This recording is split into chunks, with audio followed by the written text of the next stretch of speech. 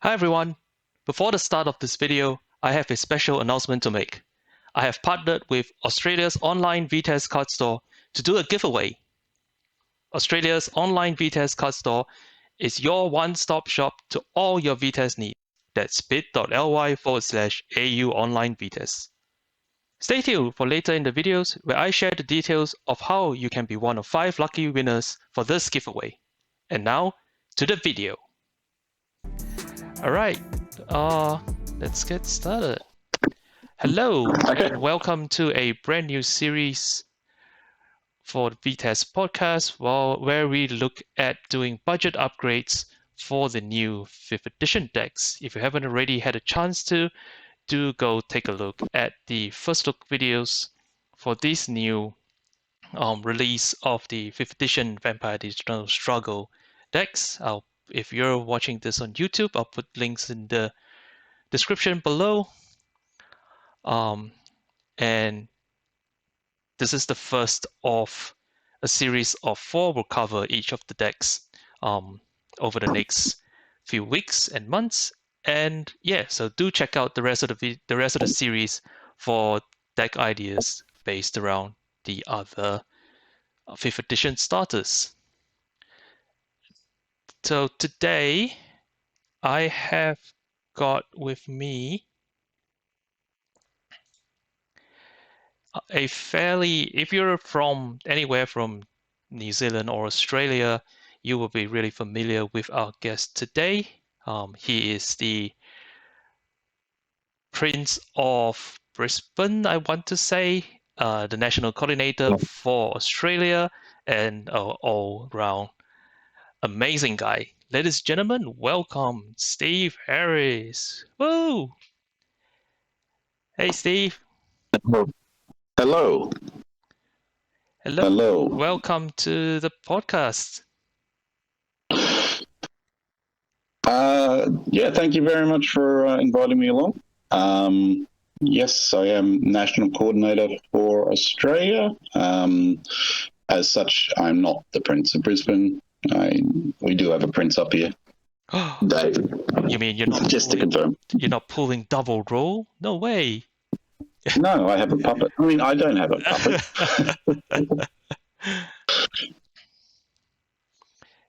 Yeah, it's great to have you here today. And what are we talking about today? We're talking about the upgrading the new 5th Ed Brujah Anarch deck that just came out recently. Nice. So, like I mentioned before, in the blink and you miss it moment, this is a budget upgrade.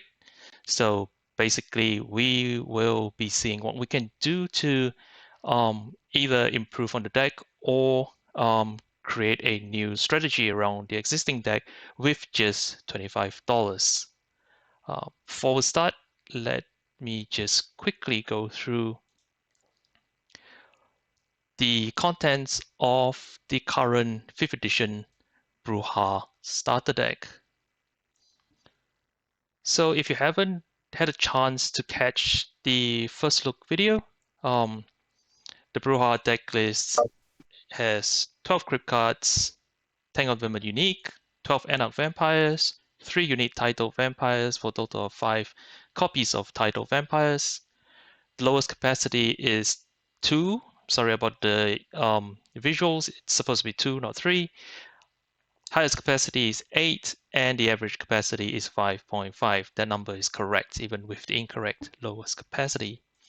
On the library side of things, it's got 77 library cards, 12 masters, 16 action cards, 1 ally, 2 action modifiers, 24 combat cards, 12 reactions, and 12 reactions.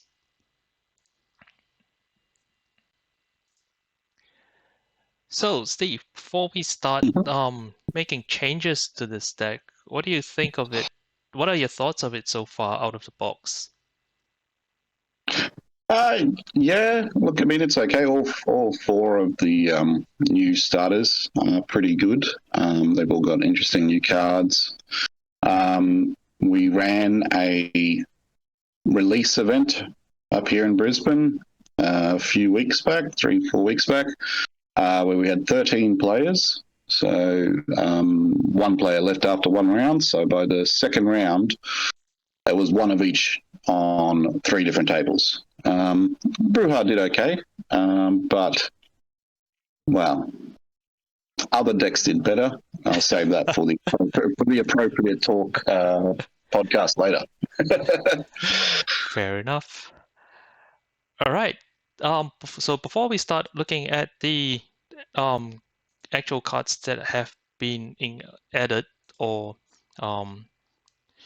have been used to improve this Brujah deck, just like to give a quick shout out to Australia's online VtES card store, which you can find on eBay. I will put the link. If you're watching this on YouTube, I'll put the link in the description below.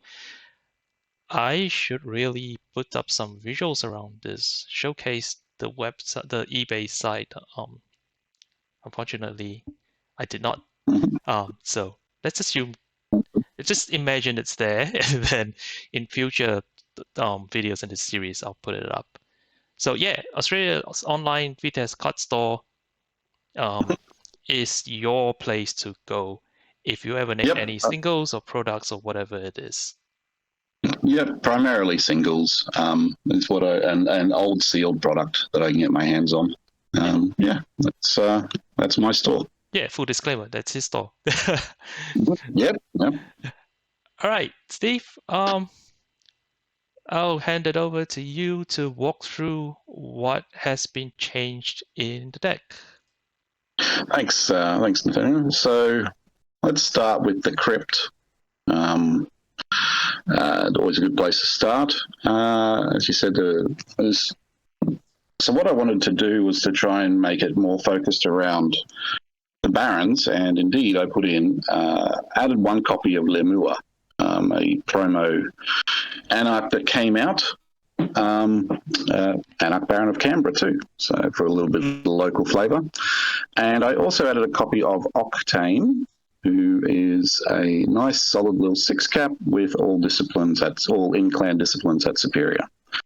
Now, those two required me to pull out a couple of the existing cards, so I just dropped a couple of the lower caps, Ariane and Brandon Grime. So, sorry to interrupt you there, Steve, yep. Just a quick question. If you're looking at dropping the lower capacity cards, why Ariane over? I believe there is a 2 capacity vampire in the Brujah starter deck. Why not that one? Let me have a look. Well, I mean, 2 caps are always nice, quick. I didn't want to increase the overall average capacity too much, so that's why it's 3 and 5. And the 2-cap kept that down, and there's more potence, I think, than anything else in the final build. Fair enough. Yep, back to you. Yep. Okay, so with the library, I mean, this is a Brujah deck, so it's very much a focus on combat. And so the very first thing I wanted was Dreams of the Sphinx. I would prefer to have more, but I put in a single copy, and that's probably about the cheapest you'll find it for on eBay, about $6 US. And if I could have, I would have put more, but we are working to a budget. I really wanted to work with some of the new cards, but before I get into those, I'll stick with the Masters section, and I added Fame as well, which I believe added a second Fame to the deck. Simply, it's good to have a couple in there if that's the focus you're going. On to the other library cards, the minion cards. I like some of these new cards, so I put in 2 additional copies of Line Brawl, 2 copies of Bait and Switch. I hope I'm not throwing your slide out. That's fine. And 2 copies of Organized Resistance, all interesting new cards. Also added a copy of Codex of the Edenic Groundskeeper, which I personally think is these days is a must in any bruise bleed, rush, rush deck, etc. It's a fantastic way to help finish off, your prey. I also added 1 slam, 2 times Taste of Vitae, and 1 times Torn Signpost. So these are basically just your staple potent sort of combat package. Yep, and these days with Taste of Vitae and Torn Signpost starting to get it printed so much, so readily available, they're not too expensive. Codex has just come out in one of the 5th ed starters, so it's also come down a bit in price. Mm-hmm. But the main thing is it was about evening out the numbers, which we'll see later when we go look. Now, some of these new cards, the Bait and Switch end up being quite expensive at the moment. It's a bit of a chase card, and there's only 2 in the existing Brujah deck. It's Disciplineless Flick for Anarchs. It's the flick that the Barons have been waiting for forever. Yeah, absolutely. Especially with it's particularly nice, but given that Barons tend to be mid-cap, not too big, so the built-in Barons. Now, to accommodate all this, I wanted to keep it. The deck comes at 77 cards in the library, so I didn't want to go above 80. So I focused on keeping it at 80 maximum in the library. So adding those cards in meant I needed to remove a few cards, and so I removed Frontal Assault and Warzone Hunting Ground from the master cards. Simply don't want to have too many master cards, don't want master card glut. Also removed 2 Enchant Kindred, 2 Show of Force, the 47th Street Royals, and 3 of the Quickness. Generally tried to cut down the actions a little bit, but because I was adding some more in. Quickness, we'll get to that later when we talk about it. The 47th Street Royals, that was a sad loss. I think I like them. I really do like them. And if I was building it a bit bigger, I'd leave 1 in, maybe even 2. Oh yeah, I don't like them at all. if you listen to the first look or review of the Brujah deck, I was full on just giving it all sorts of crap. Yeah, but that's just me. Admittedly, it is an action that could be a bleed or a rush, but at the same time, it could block a simple 0 stealth bleed, take 1 if your predator's only hitting for 1, and while tapped, you could burn it to reduce a bleed by 3. So that action could save you 2 bleeds. It's. So I think that all comes in at just slightly under $25 US. So we're I wouldn't say we're well within our budget, but we are within. We snuck in under our budget. I have to say though, unlike some other popular card games, VtES isn't too expensive a game to sort of build a single deck around. So I think even with this $25, the additions that you've added to the deck are pretty decent, and it does give the deck a real chance at even small tournaments and whatnot. It gives it a competitive edge, which is great. All right, so now that you've added all this, let me just quickly go through what has changed between the original starter. I apologize if the term is no longer starter. I'm just really used to it, and I am obviously showing my age here, but anything in a box used to be called starters, so it is a starter for me. I think Precon is the preferred term now. Fair enough. Precon. All right, so the quick comparison between the Precon and the new build that Steve has put together for us. So with the Precon, as well as the new build, we have 12 crypt cards. This is the minimum number of crypt cards as per the VtES deck building rules. There is no upper limit. In theory, you could put every single crypt card that you own that are within 2 groups into a single deck. I wouldn't recommend it, but that's what you could do. All right, so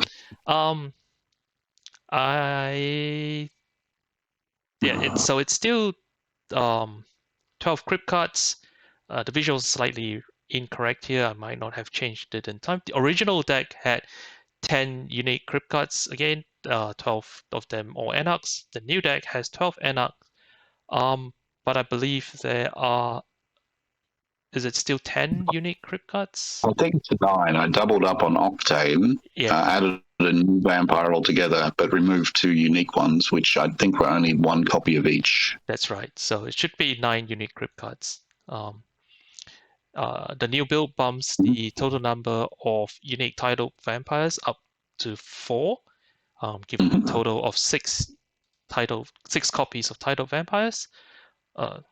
The lowest capacity remains the same, the highest capacity remains the same, but the average capacity has gone up just slightly, so little, from 5.5 to 5.8, so closer to 6.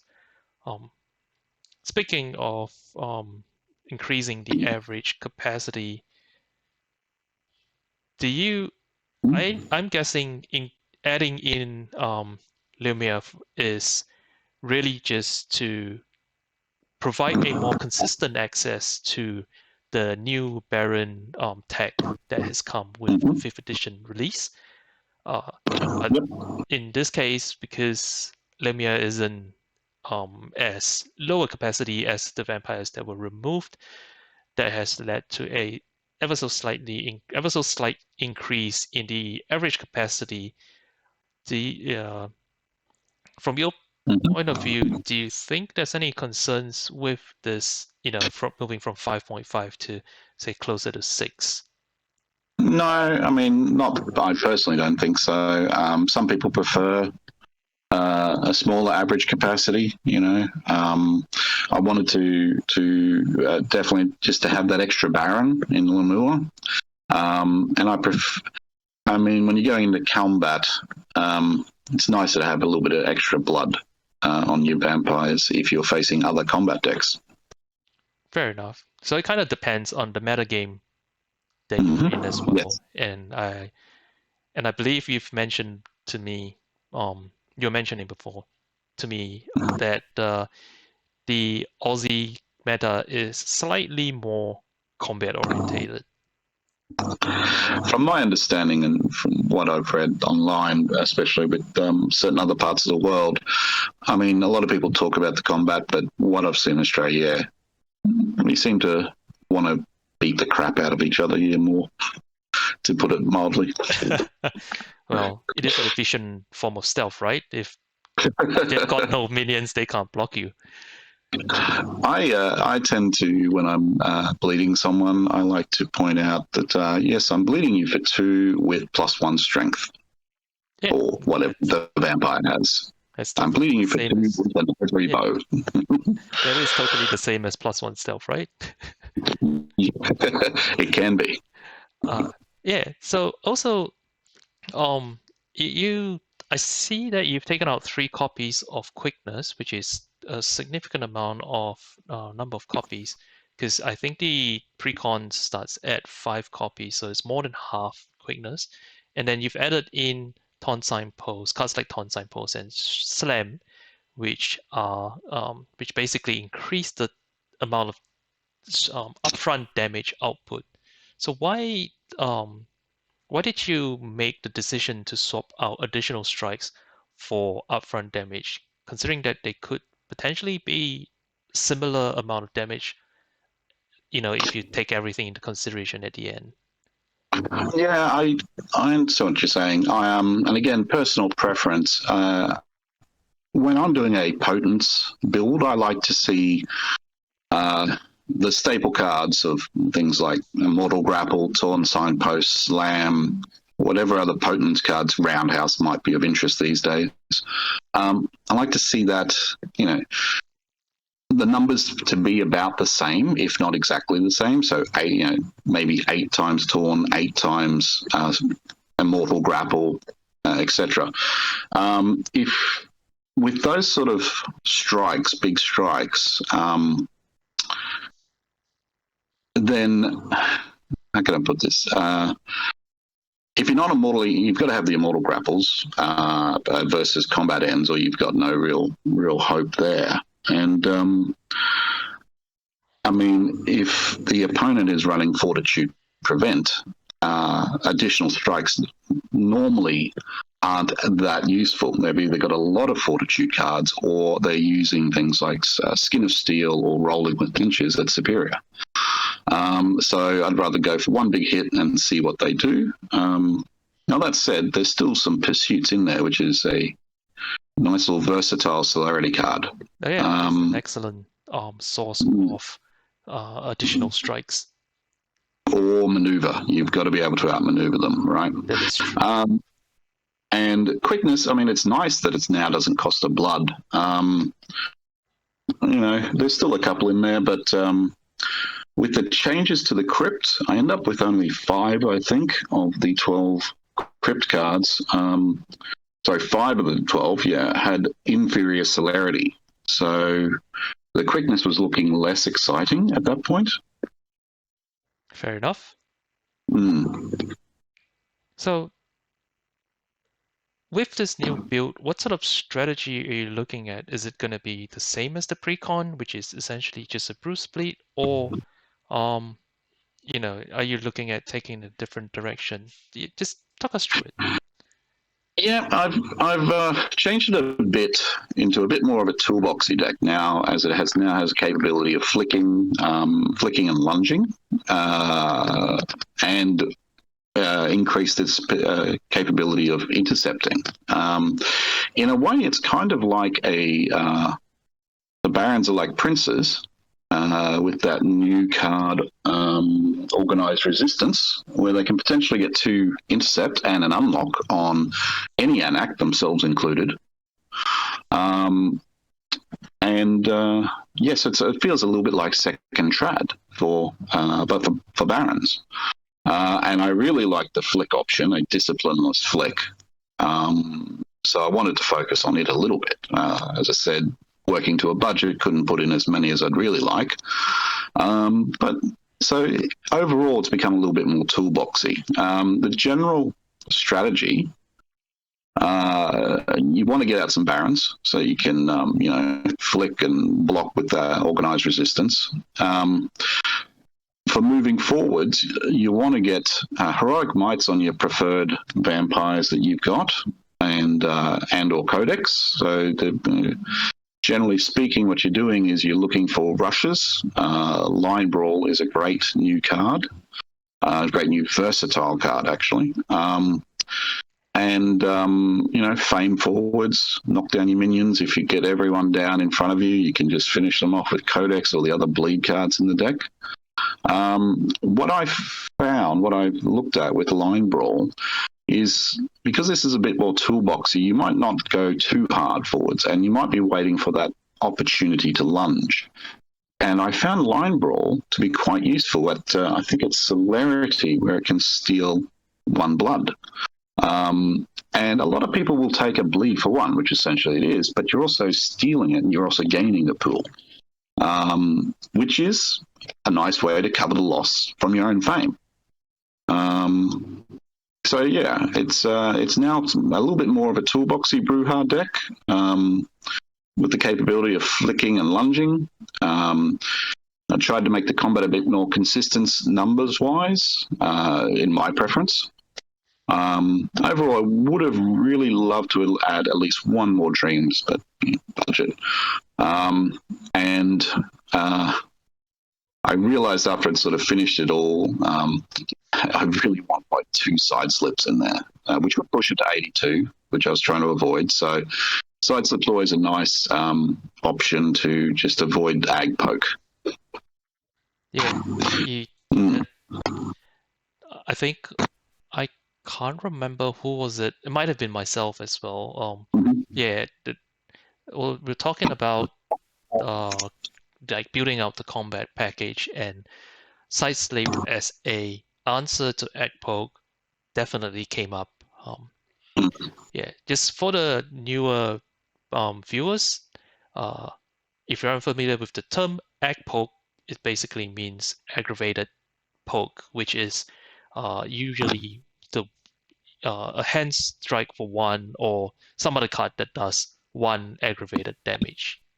That's yeah. So if you hear the term egg poke, it's just 1 aggravated damage, usually from a protean or a vicissitude hand strike, but it can come in other forms. Ivory bow is quite common, especially in a tournament setting. Yep. Yeah. So, have you had any success with this new build? The opportunity to play the deck in some social games. There were 5 of us that gathered together. We got 2 games in that evening. I played it in both. With the build as is. I haven't adjusted it since, other than the fact that afterwards I was like, I really wanted those side slips. In both games, I got 1 VP, which for its first run I was pretty happy with, and also being a budget build, which it means it's got the potential. I might have been able to get more. I was still kind of learning some of these new cards. I still have questions about organized resistance, as we were discussing earlier. But, I was happy with 1 VP in each game. And there were combat decks. Definitely in the second game is surrounded by combat decks. And I believe faced off against some in the first. And I was quite happy that it fared quite well against them, despite the lack of prevent in the current build. And also that a pretty solid fortitude deck in this, which was my prey in the second round, I ran him out of fortitude with my nice big strikes. Oh, nice. Yeah. That's the dream of any combat deck, right? To run people out of fortitude. Yeah, that's why when I run fortitude, I tend to just put in 8 to 10 rolling with the punches. Just for that 1 card to answer that entire stack of whatever's covers you coming. Whole covers your whole round, it covers multiple strikes. It's fantastic. And if they're just doing, environmental, you can use it at inferior. It's great. So, for players with a bigger budget, or if you had a bigger budget, what would you recommend, or what would you further recommend in terms of adding value to the deck? So the second game, I was really happy. I got Theo Bell with some Barons, and I got a Heroic Might off early on Theo, really early in the game. So Theo Bell with a new Theo Bell, I might point out, with a Heroic Might is just a beast. He was hitting for like 7 or something. Yeah, he has +1. You get a couple extra from Heroic Might, the base 1, and the base 3. I swear, I'm pretty sure I was hitting for like 7 with a single strike. And as I discussed earlier, I definitely want more dreams. These days, if it's a serious deck that I'm building and I might potentially want to play in tournaments, I'm putting 2 to 3 dreams in. And for a combat deck, you definitely want as many as possible to avoid card jam. When you rush, when you get into combat, you want to have combat cards. You don't want to be just playing 1 combat card from hand and seeing only 1 combat card in hand and hoping you cycle into more. And dreams will help flush the hand or help you on that round. But yeah, so a build which was focused on new Theo, I don't know, 4 copies of him with a bunch of barons around him. Now, that would increase the overall capacity quite a bit, the average capacity. You'd have to work with it. But yeah, definitely some options there if you could, afford to put in whatever you want, basically. Yep. So, for those of you who are watching this or listening to this and don't have handy access to the card, Theobel is a card in the new Brujah Precon. It's essentially a functional reprint of an old card. Sorry, not a functional reprint, but a re-release of an old card. What am I talking about? So yeah, Theobel, Brujah, 8 capacity. He has celerity, potence, and presence as superior, as well as auspex and dominate and inferior. And he's an Anarch who can enter combat with any minion as a directed action, and he also has +1 strength. For some reason, I almost say +1 stealth there. And then I looked at his picture and I was like, nah, no way that's +1 stealth. But yeah, you're right. Theo with a heroic might is essentially, what is it? 4 strength walking? He's 4 strength even if you play no cards, and if they outmaneuver you, you can strike for 2. And heroic might built-in strike burn equipment. I mean, if there's something annoying like a Heart of Cheating or whatever other piece of equipment on the opposing minion, maybe you take that out first and use one of the celerity strikes or whatever just to put in a hit after that. It's fantastic, and again, its heroic might's become very accessible versus it was, say, 10 years ago. Yeah. Oh, has heroic might been around for that long? It came out in Keepers of Tradition, which was a base set. KOT was about 2008, I want to say. Last set, Heirs of the Blood, was like 2010. The last set under White Wolf Publishing, that is, I should say. That's easily more than 10 years ago, basically. Yeah, it is getting old. Heroic Might, especially during that period, I've been running my eBay store for over 15 years now. It was an uncommon in a large set, and it's a bit of a chase card, and when I'd have it available to sell, especially in the period in between White Wolf Publishing stopping printing cards and Black Chantry restarting up again, Heroic Might was hitting $30 a copy, and people would pay that. Feature Natural Strength was a similar thing, although I think people tended to chase hard, would prefer to get Heroic Might because you can still use it with Torn Signpost. Yeah. So that kind of means that it was a good thing that Black Chantry Productions has picked up the game and is also consistently reprinting cards that people are likely to need or want in their decks, regardless of whether it's for casual games or competitive games, because it brings the prices down, right? I mean, absolutely. Every time new deck lists are announced, I look through them and I get excited. I mean, I come at this whole thing from several different points of view, but I take a simple approach. Anything that's good for the game is good for my eBay store. It's good for the VtES community Australia, which I look after as NC. So price is coming down and making it some really good cards far more accessible can only be good for everyone involved. That is great news for the community all around, for sure. Yeah. All right. Absolutely. Yep. Sorry, Steve. You were going to say. No, that's all. Yep. Yeah. So with that, I think we've come to the end of the budget upgrade video of the Brujah 5th edition Precon deck.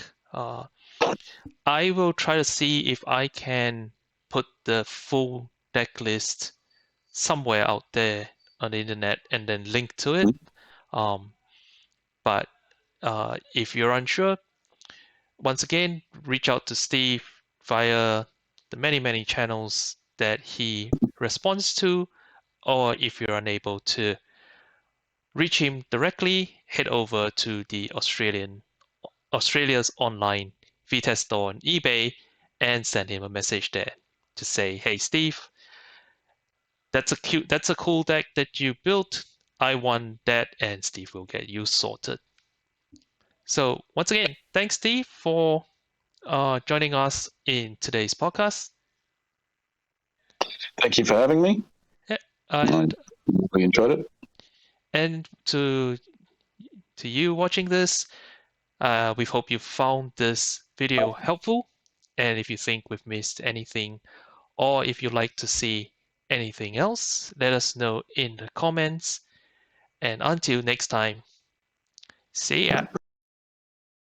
Thank you for staying to this point of the video. To enter the giveaway, all you have to do is to like this video, subscribe to my channel, and do one of the following. Post a link to this video on Twitter with the hashtag SwakuOZV5. Create a story on Instagram with a link to this video and the hashtag SwakuOZV5. Or comment on the post for this video and tag a friend. You can even do all three for triple the chances. This contest is available for 1 week from the point when this video is uploaded to YouTube.